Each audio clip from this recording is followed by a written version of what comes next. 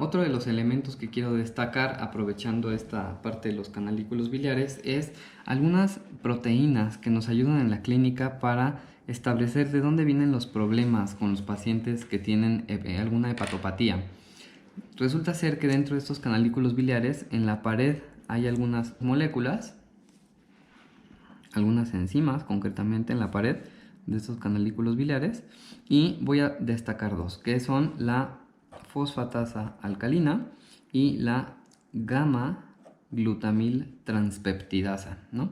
Entonces la fosfatasa alcalina, FA para los cuates, y GGT, gamma glutamil transpeptidasa, son propias del canalículo biliar. Esta primera también la encontramos en otros tejidos, esta segunda es específica de los conductos biliares. ¿Y por qué es importante decir esto? Bueno, pues porque en el contexto clínico, cuando yo tengo un paciente que tiene, por ejemplo, elevación de bilirrubinas y además tiene elevación de la fosfatasa alcalina y o de la GGT, yo hablo de que este paciente tiene un problema de colestasis. ¿Qué es esto de la colestasis? Bueno, es que la circulación de la bilis se está viendo interrumpida, está obstruida por alguna razón. Esta colestasis puede ser intrahepática, es decir, dentro del hígado algo está haciendo que la bilis no fluya. Por ejemplo, algunos fármacos hacen muy espesa la bilis y inducen colestasis. O la colestasis puede ser extrahepática, por ejemplo, una piedrita un lito que esté obstruyendo las vías biliares, ¿no? En la vesícula, por ejemplo, va a hacer que no haya flujo biliar adecuado, entonces voy a ver un patrón colestásico.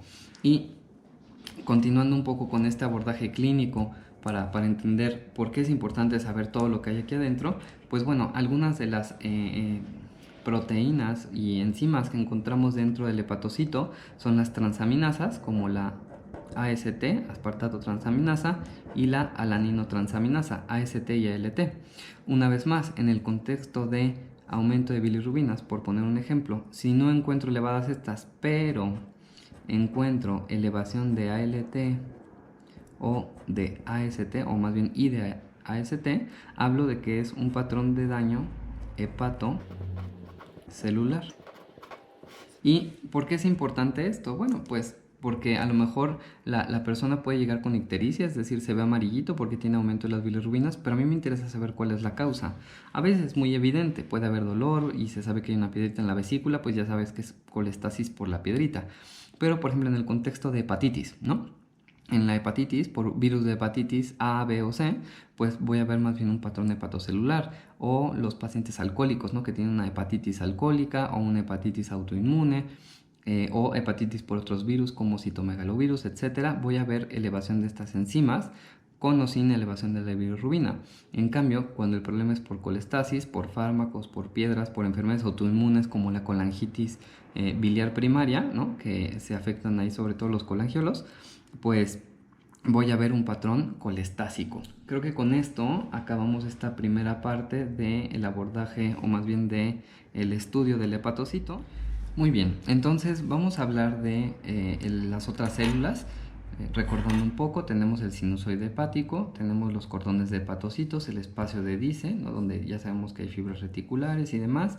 Supongamos que de este lado es donde tenemos la tríada portal, de este lado es donde tenemos la vena central, y tenemos a este tipo de célula llamada célula de Kupffer, que, como se los comenté, puede estar tanto pegada al endotelio del sinusoide como propiamente en el espacio sinusoidal.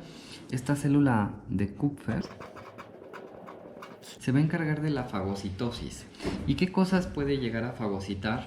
Bueno, principalmente va a comerse a aquellos eritrocitos que ya estén viejos, ¿no? O que estén rotos, que provengan de la circulación esplénica. Por otro lado, esto va a ayudar a la digestión de hemoglobina, importante porque después va a ser captada por el hepatocito para la síntesis de bilis. Y también, dado que recordemos que la circulación, gracias a la vena porta, trae cosas del intestino, alguna de las elementos que puede traer consigo pueden ser algunas bacterias. Entonces, estos macrófagos van a poder también eliminar estas bacterias. De modo que tiene una función inmunológica y también tiene una función en la síntesis de bilis. No van a ser fácilmente distinguibles en la microscopía, pero bueno, si se alcanzan a ver células en el interior de los sinusoides o en el espacio de Dice, muy probablemente se trate de células de Kupffer. Por otro lado, vamos a tener a las células de Ito. Estas las voy a poner de un color más clarito. Y estas células estelares, porque suelen tener prolongaciones, son las células de Ito. Célula de Ito o célula estrellada. ¿Dónde van a estar? Siempre en el espacio perisinusoidal. ¿Qué podemos encontrar en su interior? Bueno, no es raro que tengan inclusiones lipídicas, ya que estas células de Ito se van a encargar de los retinoides. ¿Qué van a hacer con estos retinoides? Bueno, los van a captar, los van a almacenar y los van a liberar. De los principales retinoides, pues debo de hablar de la vitamina A. Como ya les dije, son moléculas que son autofluorescentes, una de las propiedades que podemos ver a la histología, pero no es lo único que hace una célula de Ito. Las células de Ito también saben sintetizar.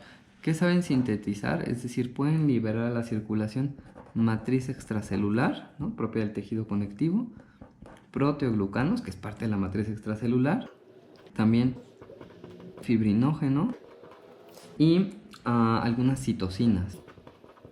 Es decir, también tienen alguna función inmunológica las células de Ito. Otra de las funciones que se les atribuyen es que van a poder regular qué tan cerrado o qué tan abierto están los sinusoides hepáticos. Esto lo hacen mediante moléculas como los tromboxanos, concretamente uno que se llama tromboxano A2 y las prostaglandinas. Entonces, esta célula de Ito, aparte de almacenar retinoides, de sintetizar algunos elementos del tejido conectivo y de moléculas que van a la circulación, también van a regular qué tan ancho o qué tan angosto va a ser este sinusoide y favorecer o no la circulación mediante estas moléculas. Ahora, este es el lado tierno de la célula de Ito, el lado bueno. Sin embargo, cuando una célula de Ito está enferma o está comportándose de una forma anómala, esta célula de Ito se va a volver una especie de miofibroblasto. Vamos a ponerle como entre comillas, como un miofibroblasto, que va a ser capaz de sintetizar colágeno y va a lastimar o va a ser tóxica para los hepatocitos. Es decir, va a empezar a destruir hepatocitos, va a empezar a depositar colágeno aquí en medio, ¿no? Entonces estos hepatocitos van a morir y se va a empezar a depositar colágeno aquí, de modo que va a generar fibrosis y esto, clínicamente hablando, se le llama cirrosis. Probablemente ustedes han escuchado hablar sobre la cirrosis hepática. Bueno, pues la célula de Ito es una de las responsables de que exista esta cirrosis hepática. Y ahora voy a hablar un poco de la bilirrubina, más bien de la bilis, de qué se compone esta bilis y un poco sobre las implicaciones clínicas al respecto. La bilis es el producto de secreción exócrino de el hígado.